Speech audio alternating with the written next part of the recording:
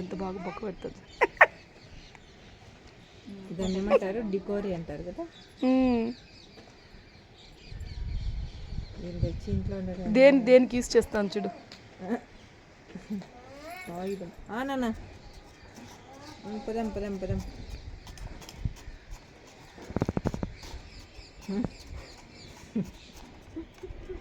ఇలా కూడా చెట్లు నాడతారు లోకేష్ అక్క.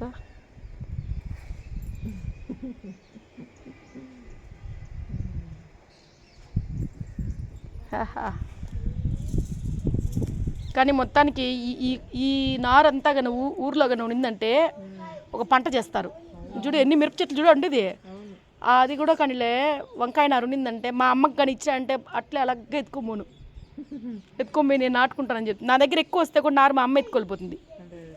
పల్లెల్లో పెంచుకోవచ్చు, ప్లేస్ ఉంటుంది, మట్టి ఉంటుంది, వెతుక్కోవడం లేదు, వాటర్ ఉంటుంది, అన్నిటికీ బెనిఫిటే.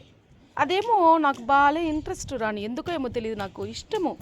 అంటే దానివల్ల నాకు ఏమి వచ్చినా రాకపోయినా పర్లేదు, కానీ అదొక ఇంట్రెస్ట్. తీసుకున్నాను మిరప చెట్టు, ఇది కూడా తీసుకున్నా. అదొక ఇంట్రెస్ట్ అనమాట నాకు. కోసాలు రాకకో ఇంక పీకద్దు కానీ దాంట్లో